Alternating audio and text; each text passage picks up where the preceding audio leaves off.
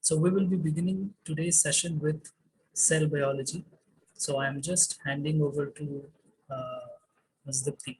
So ma'am, you can just greet and probably start with the chapter. Thank you. Hello everyone, a very good evening to all of you, all the students. Am I audible? Can you all hear me? Yes, we can, madam. Okay. My name is Dipti. So I'm going to teach biology to all of you. Okay. So you all are from which standard?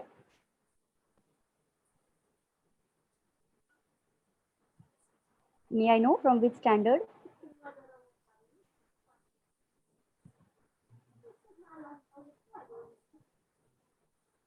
Hello, am I audible? Can you hear me? Okay, you are from grade 8. Okay, good. So you Yes. might have studied the topic. Actually, I am going to start with the topic cell today.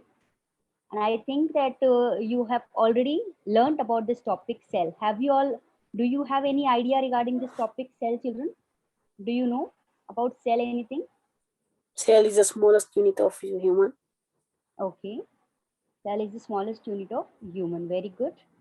Anyone else? Anybody else wants to try?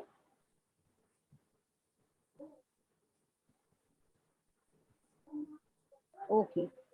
So as it said that cell is the smallest unit. So I would like to discuss with you what actually a cell is. Okay. And how the discovery of cell was made. So before I begin with you, let me just share my screen.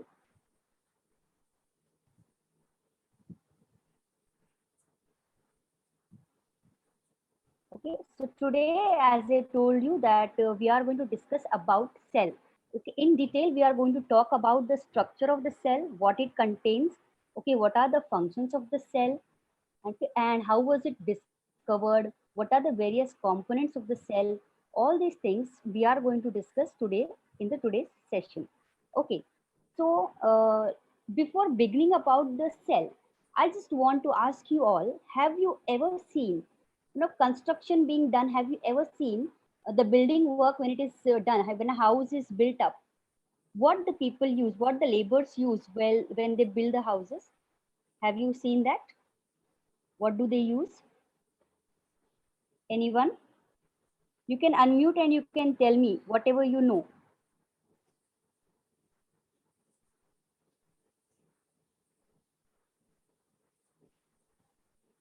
Are you all there? Can you hear me? Yes. So have you ever seen the laborers working for the construction, building the buildings or the flats? Have you ever observed that thing? What they use? Can you just tell me one or two things which they use?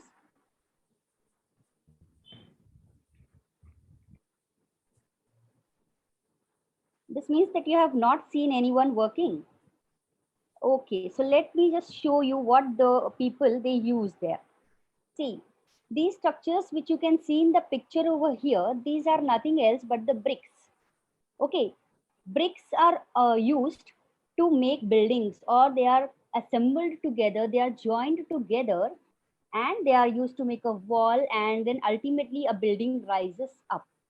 So as the bricks are used to build up a building, okay, similarly, our body is basically made up of cells. So I can say you that we can compare the cell with a brick. You can see here the onion cells, okay, and here the bricks. Here in this picture, you can see that the bricks are joined together, assembled together to make a building. And in the organisms, in the living organisms, the cells are united together, they are assembled together to make the organism. Okay, so cells, we are comparing them with the bricks.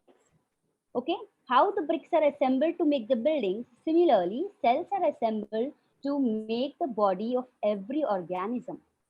That's why we say that cell is the basic structural and functional unit of life. Someone just said me that cell is the smallest unit of life. of which a living organism is made. So she was absolutely correct.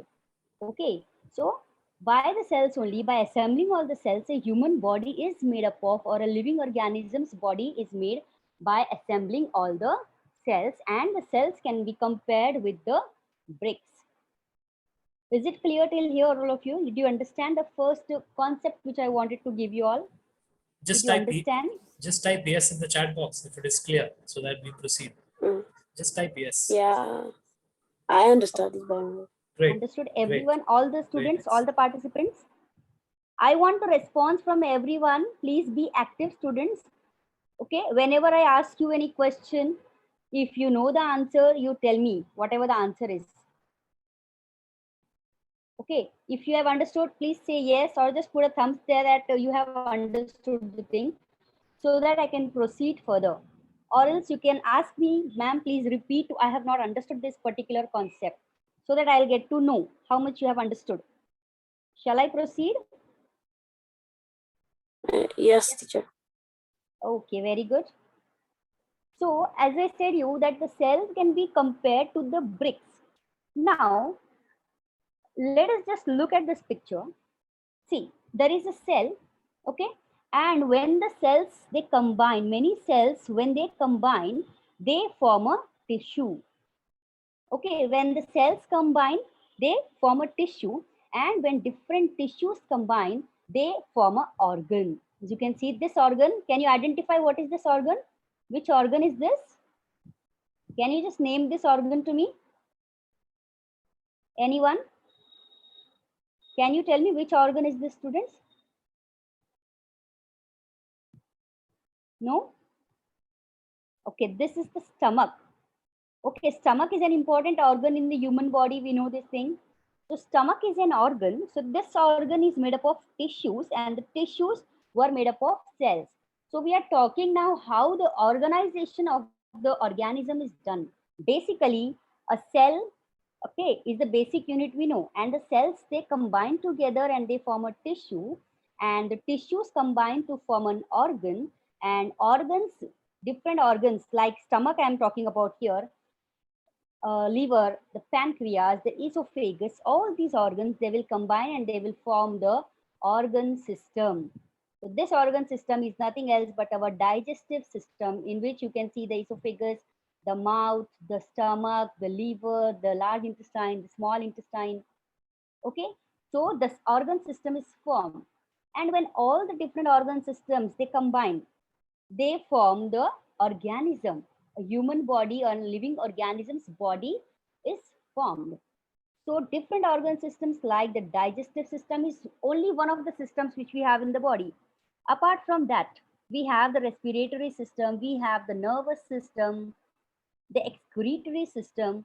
Okay, so there are a number of organ systems in our body which together, when they combine, when they coordinate with each other, they form a particular organism. So now if we go back, what do you observe? That an organism is made up of the organ systems. Organ system in turn is made up of an organ, and organ comprises of tissues, and tissues are basically formed from the cells. So that's why we say that cell is the basic structural and functional unit of a living organism.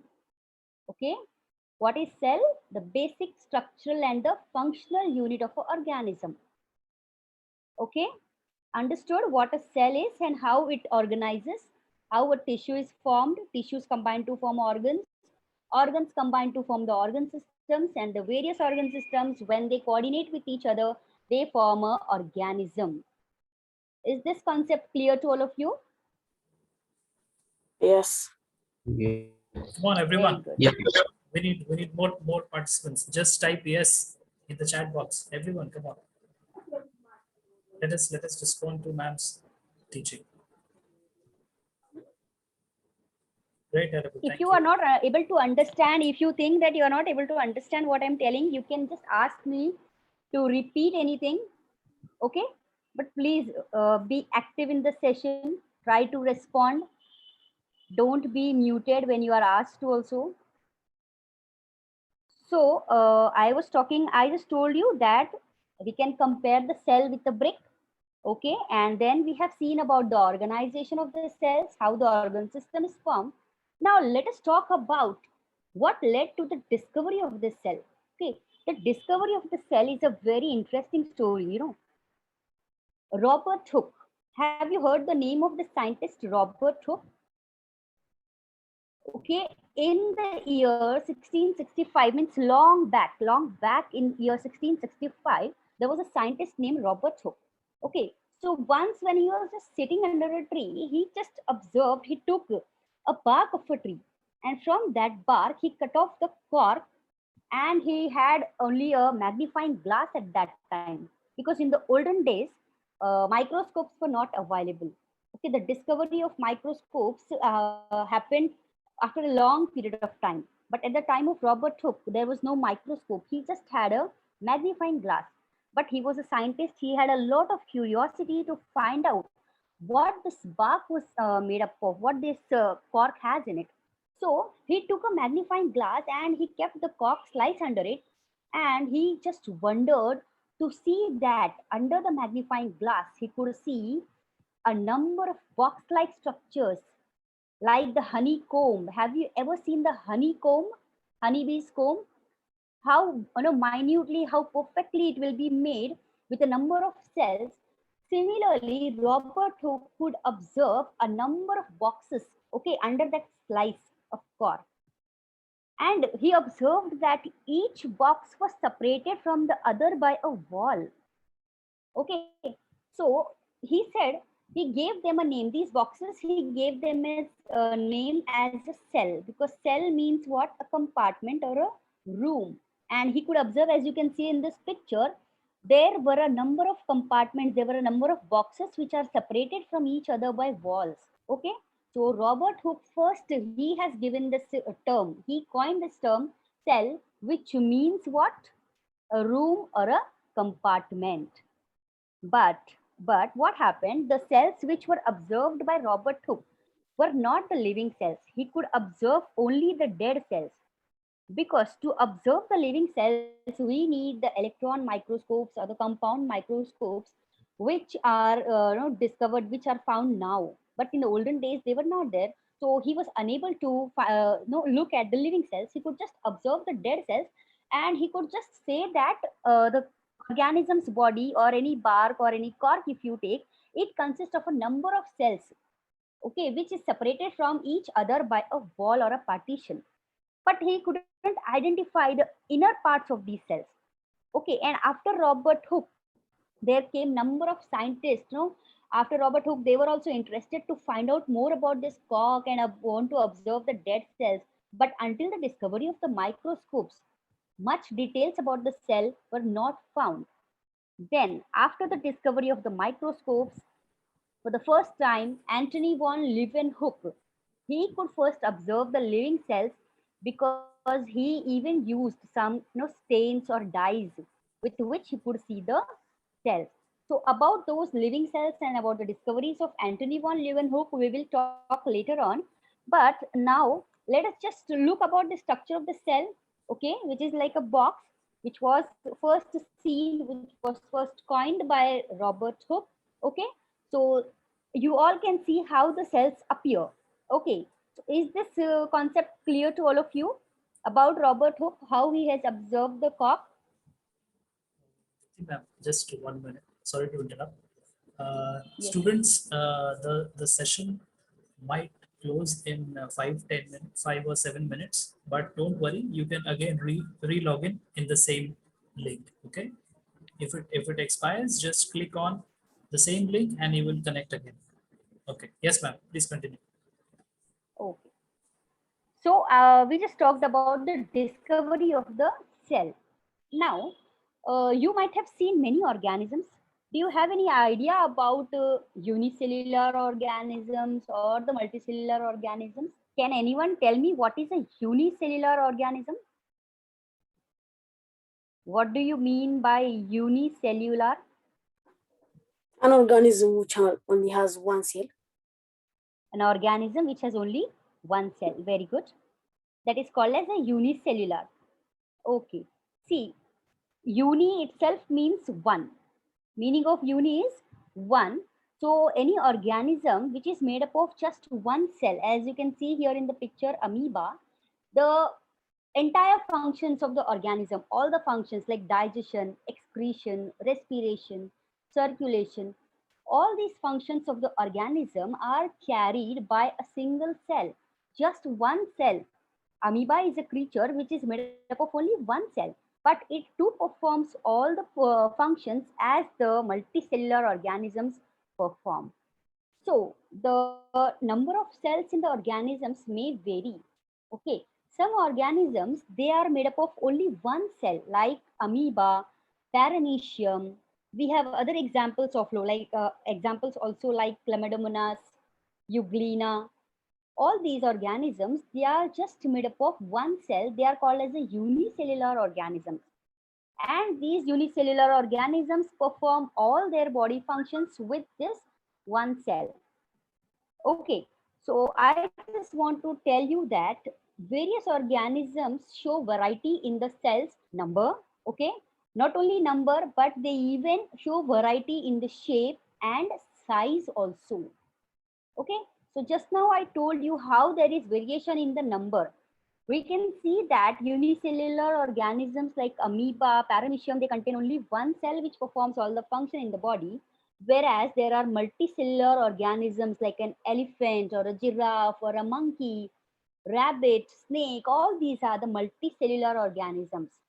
And they have various organ systems in the body, which that means each organ system is, again, as I told you, organ system is made up of organs. Organs are made up of tissues and tissues are made up of cells. Okay, so they are multicellular organisms which are doing all the functions. And if we talk about human beings, in a human body there are nearly trillions of cells. Trillions means what? 1,000 billion. Do you know what is the meaning of 1,000 billion? How many cells will be there in 1,000 billion? 1,000 millions of cells. Okay, 1,000 million is called as 1 billion, and 1,000 billions will come to trillions. So in a human body, there are number of cells. Okay, and these different types of cells, they unite to form different types of tissues. Different tissues form different organs, and the different organs will unite to form the different organ systems, and ultimately the human body is made. Okay, so there is variation in the number, I said you. Now let us talk about the variation in shape. Okay, the organisms, the cells in the organisms, they may vary in shape also. It's not necessary that always the cell, as you can see here in the picture of amoeba, the shape of this cell, this is unicellular organism. Which shape is this? Can you tell me any proper shape to this? Can you say this is a round shaped organism or this is a spherical organism? Is it having any particular shape, amoeba? No, it doesn't have any particular shape. Okay, amoeba is irregular. Yes, someone was saying me anything. Okay, so amoeba is irregular in shape because of these projections outside the body, which we call as the pseudopodia, the false legs of amoeba. Okay, so these pseudopodia give them an irregular shape because they are very important for the different functions of the organism. So amoeba is irregular in shape. Whereas if you look at this organism, paramecium, can you tell me what is the shape of this? How are you going to define the shape of paramecium?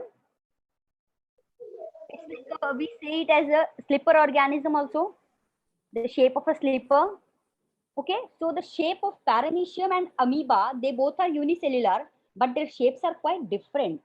Similarly, if you just talk about the different shapes, like these are all round structures, these cells, which are actually the red blood cells, the red blood cells which are there in our blood. Okay, they are spherical in shape, they are round in shape. So the cells may be of different shapes. Okay, and here the ones which you are seeing, the elongated ones, spindle-like cells, these are actually present in the muscles. So the muscles are made up of cells which are spindle in shape, which are elongated in shape. Okay, and our nervous system, our brain, okay, it is made up of a number of cells called as the neurons. Okay, this is the structure of a neuron actually. So how is the structure? You can see that there are a number of branches, like you have seen in the roots diagram, how the roots will have the branches. Similarly, you can see here that in the neuron, there are a number of branches. That means the cells may even be branched. The cells may be spherical. The cells may be spindle shaped or elongated. The cells may be irregular in shape. They may be slipper shaped. So cells vary in shape also. Okay. So cells vary in the number, cells vary in the shape, they even vary in size. Okay. Some of the cells will be very small, like the bacteria. If you are asked to see the cell, can you just see the cell with your naked eye? Can you see the cell just like that without any help, without anything? No. Yes. You, yes, Yes. you can. Which cell can you see with the naked eye? Who said this? Which cell can you see with the naked eye, my dear? You are No. right, you can see. You can see, of course. But which cell do you see? You tell me. See, the cell which you can see with the naked eye is the cell, the egg of an ostrich. The egg of an ostrich is the largest cell which is ever found. Okay, and its size is 170 mm into 130 mm. This is the largest cell. Whereas when we talk about the smallest cell, it is actually the bacterial cell.